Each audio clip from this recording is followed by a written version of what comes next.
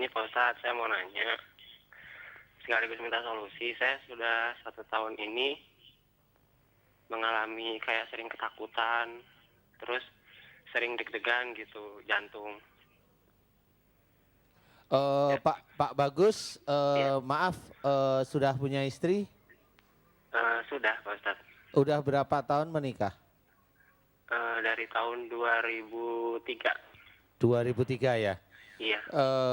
Akhir-akhir ini maksudnya berapa bulan?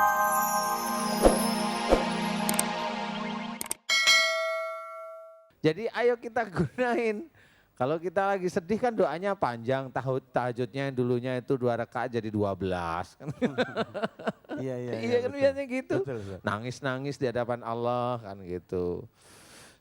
Nah, ini kita belajar untuk memahami bahwa isim atau jimat atau wafa ini sendiri kita belajar untuk tidak menggunakan karena itu kita sama halnya meyakini bahwa isim atau jimat ini yang notabene ini isinya adalah para jin ilmu ini, kita meyakini ini yang akan menolong kita. Kalau itu sudah kita yakini itu menolong kita, itu sudah dianggap musyrik.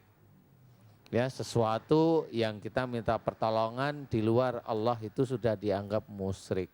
Nah, kalau kita pergunakan setiap hari ya setiap hari kita musyrik. Nah, percuma nanti kita sholatnya kan seperti itu ya. Wong kita baru berkunjung ke tempatnya tukang sihir aja kita bisa ibadah 40 hari ditolak, apalagi kita tiap hari make seperti begituan. Nah, ini harus kita sadari, ayolah kita belajar memahami bahwa ada Allah. Allah itu tidak mempergunakan, kalau kita meminta pada Allah itu tidak menggunakan kata-kata maaf ya, kata-kata tulisan seperti itu, atau tidak menggunakan maaf nih buah-buahan. Kan ada nih, ini mau nyembah kepada siapa ini, kok ada jeruk, ada apel, ada ini. Ini saya sembahkan pada yang menciptakan bumi. Nah, ngapain Allah nggak makan seperti kayak kita. Nah, ini juga kita harus belajar untuk menghilangkan ya.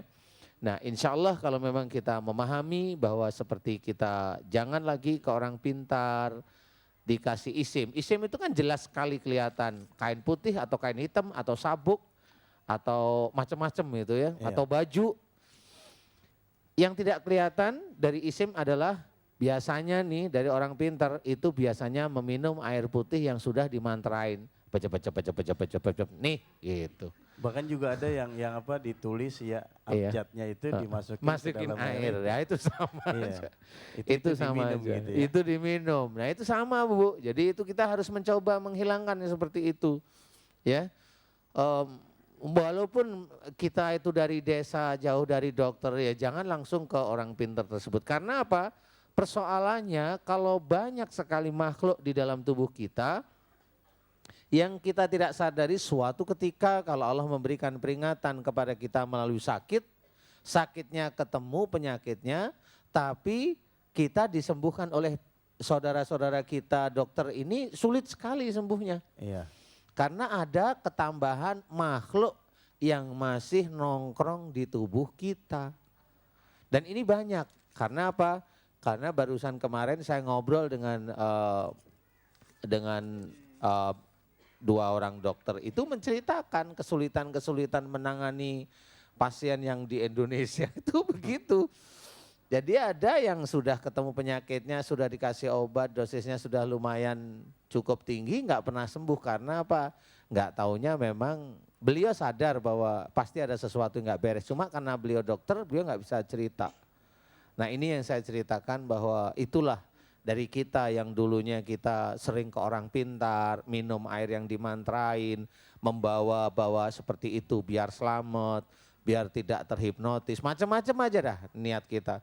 Dan jangan, apalagi kalau mamanya belum punya jodoh, kemudian kata orang itu ada yang ngikutin, kan gitu. Iya. Larinya malah ke orang pintar, salah lagi kita. Ada Padahal yang kita berdoa ngedampingin. aja cukup, kenapa? Betul, iya. Kayak ada yang ngedampingin. Kayak ada yang ngedampingin. Kalau ngedampingin Ndai Albar mah alhamdulillah kan gitu ya. Alhamdulillah masih bersama dengan kami. Bagi Anda pemirsa yang di rumah yang apabila ingin konsultasi atau bertanya kepada Ustadz Danu tentang penyakit Anda atau apapun saja silakan. Nih Bengkel Hati disuka di mana-mana nih Ustadz, ya. Alhamdulillah. betul lah. Iya. Nah, lanjut tentang yang tadi, Ustaz. Iya. Lanjut yang masalah wafak tadi. Ini pengalaman saya pribadi, Ustaz. Dulu waktu saya masih kecil, masih Iya. muda gitu, Ustaz. Iya, Ya. iya. Masa masih Nah, sekarang mah lumayan. masih muda. Itu saya pernah baca gitu kan, tulisan Bismillah saya tulis banyak, sampai berapa ribu, karena saya capek dulu, saya fotokopi aja lah akhirnya. Saya fotokopi, saya lipat-lipat, saya jadiin wafak di sini, Ustaz. Nah, apa yang terjadi nanti, Ustaz? Ini ada penelpon dulu nih. Assalamualaikum. Assalamualaikum. Waalaikumsalam. Dengan Bapak siapa di mana? Dengan Bagus Pak di Bagus. Cilegon. Silakan Pak Bagus. Iya. Assalamualaikum Pak Ustadz Danu. Waalaikumsalam warahmatullahi wabarakatuh. Ini Pak Ustadz, saya mau nanya. Sekaligus minta solusi. Saya sudah 1 tahun ini mengalami kayak sering ketakutan. Terus sering deg-degan gitu, jantung. Pak Bagus, maaf, sudah punya istri? Sudah Pak Ustadz. Udah berapa tahun menikah? Dari tahun 2003. 2003 ya? Iya. Akhir-akhir ini maksudnya berapa bulan? 1, 2 bulan, 3 bulan? 1 tahun Pak Ustadz. Ada berapa? Berapa tahun? 1 tahun. Oh, 1 tahun ini ya, merasa ketakutan seperti itu ya? Iya.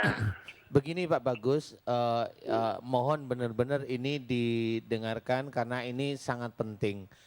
Saya mohon pada Pak Bagus, saya mau tanya nih, sebelum Pak Bagus merasa ketakutan, kemudian deg-degan yang berlebih, di mana kadang-kadang kalau sudah kita periksakan ke dokter, kata dokter ini tidak ada persoalan dengan jantung, biasanya seperti itu ya. Iya betul Pak Ustadz. Begini Pak Bagus, sebelum Pak Bagus terkena penyakit ketakutan itu yang berlebih, sebelum itu apakah Pak Bagus ada suatu keadaan di mana Pak Bagus itu seperti tertekan?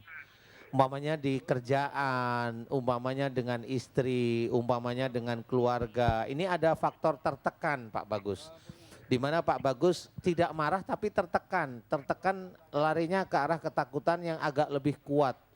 Takut dipecat kalau dalam pekerjaan, takut sama istri yang berlebih, kemudian banyak takut unsurnya. Sebelum Pak Bagus merasa ketakutan, nah, kemudian rasa takut yang yang dialami Pak Bagus ini memang bisa 3 hari, bisa seminggu pada waktu itu. Ada masalah umpamanya di pekerjaan, kemudian Pak Bagus merasa takut, kemudian bingung karena belum tahu solusinya dan itu lebih dari seminggu. Apakah memang benar Pak Bagus sebelum merasa saat ini ketakutan yang berlebih ini dulunya ada persoalan yang menjadikan Pak Bagus takut? Maaf ini saya tanya. Iya betul Pak Ustadz. Tapi kalau dengan pekerjaan sih enggak, kayaknya dengan keluarga Pak Ustadz. Dengan keluarga ya? Iya Pak Ustadz. Oke. Pak Bagus insya Allah ini sudah ketemu, obatnya insya Allah sudah ketemu. Jadi unsur ketakutan yang berlebih dari Pak Bagus pada waktu itu ada persoalan di dalam keluarga. Di sini saya mau cerita, ada kronologis yang seseorang itu tidak mengetahui. Pada waktu kita itu merasa ketakutan yang berlebih dan ketakutan itu di luar kepada Allah, ya. Kalau kita takutnya pada Allah, pada ayat-ayat Allah, pada aturan-aturan dan petunjuk Allah itu normal, itu hal yang wajar dan tidak ada dampak sama sekali. Tetapi kalau kita takut tentang suatu persoalan yang belum ada solusinya, persoalan itu persoalan keluarga, kemudian takut ini bisa sehari, 3 hari, seminggu, berlebih pokoknya, inilah mulai biasanya dari hari ketiga biasanya nih, ini sudah mulai banyak makhluk Allah yang tidak tampak oleh manusia itu mulai memasuki otak kita Pak Bagus. Masuk ke otak kita kemudian mengarah pada jantung dan hati kita dan itu tidak pernah kita rasakan. Dan kalau itu sudah terjadi beberapa hari, makhluk yang masuk itu enggak 1, enggak 2, tetapi bisa jutaan. Nah inilah yang akan mereka insya Allah akan menguasai sebagian besar rasa takut di Pak Bagus. Sudah paham ya? Iya. Sudah paham ya? Nah ini obatnya sekarang. Ini analisanya tadi, sekarang obatnya. Obatnya bagaimana? 1, Pak Bagus mulai hari ini niat kepada Allah Ta'ala, kemudian rajin tahajud, kemudian selesai tahajud atau selesai sholat wajib, berdoa pada Allah. Ya Allah, diawali dengan istighfar dulu ya, kemudian baru doa. Ya Allah, jika rasa takutku yang berlebihan ini disebabkan karena kesalahan dan dosa-dosaku terdahulu,